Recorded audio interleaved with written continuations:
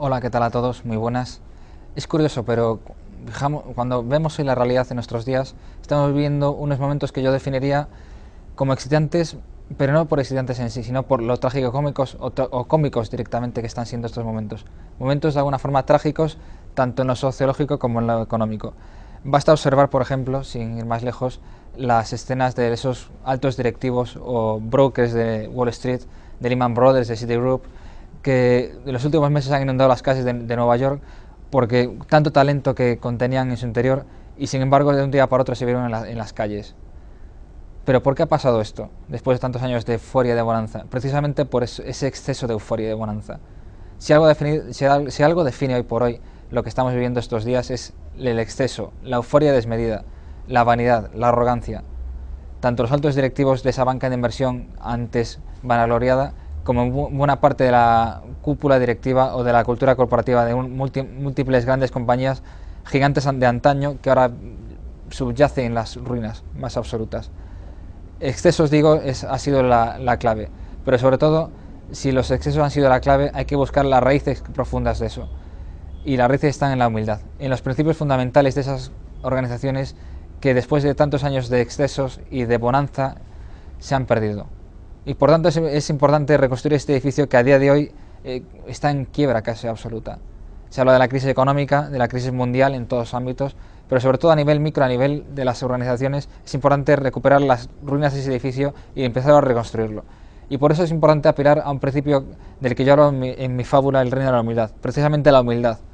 Cuando buscamos en un diccionario los orígenes etimológicos de esa palabra, vemos que la palabra humildad procede directamente de humus, de la tierra, porque es precisamente esa tierra, esos cimientos los que hay que rescatar desde abajo para volver a reconstruir el edificio de las organizaciones hoy en día. Y la humildad en los altos directivos tiene que ver con tres cualidades que se han perdido, por desgracia, en los últimos tiempos, como es la responsabilidad por un lado, la autenticidad o la pasión por el arte del buen gobierno y de alguna forma la accountability, como dicen los anglosajones, o la rendición de cuentas, que en los últimos tiempos, viendo lo que ha pasado, está claro que se ha convertido simple y puramente en ingeniería financiera, no en puro buen gobierno. Por tanto, desde la humildad tiene que nacer esa nueva etapa en la que los altos directivos tienen que apelar a su papel como altos directivos, sobre todo desde un punto de vista de servicio. Si algo requiere la alta dirección como liderazgo, es servicio para su gente.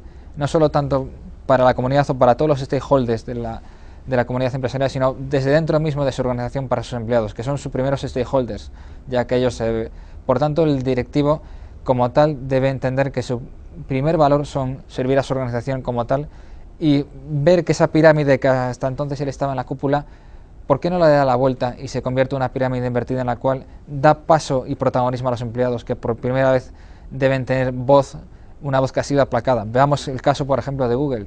Cuando Google apuesta por la innovación que nace de un empleado, está haciendo a ese empleado partícipe, y no solo partícipe, sino protagonista de la innovación futura de la compañía. Por tanto, el empleado que hasta ese momento estaba en el bottom line, en la parte baja de la empresa, se convierte en protagonista absoluto de la innovación futura de la compañía. Ese servicio de liderazgo a veces tiene una connotación que es sentir como que uno cede su protagonismo, pero más que ceder, lo que está haciendo es delegando ese liderazgo en otros. Y cuando tú cedes tu liderazgo como alto directivo a tus empleados, de ellos no recibes solo compromiso, sino que recibes lealtad absoluta. Cuando en los discursos de los últimos años de las altas organizaciones hablaban de fidelizar al talento, de retener el talento y tal, esos jóvenes talentos que ahora llegan a las organizaciones han visto que ese discurso ha caído derribado de un día para otro, y que el talento que antes entraba en las organizaciones de un día para otro fue echado directamente a la calle. Y por tanto hay que recuperar esa transparencia de los altos directivos para que ese discurso se convierta en realidad fehaciente y que sea creíble por los empleados. Por tanto, alto directivo, me dirijo a ti en primera persona para decirte que en la medida en que tú seas fiel a tus empleados se comprometerán más que nunca contigo. Da compromiso a tus empleados y tus empleados te darán amor absoluto. Lo hizo así Jeff Kelleher, por ejemplo, en Estados Unidos, al mando de Southwest Airlines. Y hoy por hoy Southwest Airlines, en un momento en que las demás aerolíneas están en caída, se estudia en las principales escuelas de negocios del mundo como la mejor aerolínea de todo el mundo. Por algo será. Y es curioso, pero que ese Jeff, tan campechano como era en sí mismo, se desdeñaba día tras día en acompañar a sus empleados, en darles besos incluso a las azafatas de vuelo, besos de cariño y de complicidad y demuestra de absoluto servicio a su gente. Así, por tanto, el futuro pasa por esa humildad, por esos valores de autenticidad y responsabilidad que se han perdido y que debemos recuperar desde el suelo, desde los cimientos y, por tanto, desde la humildad.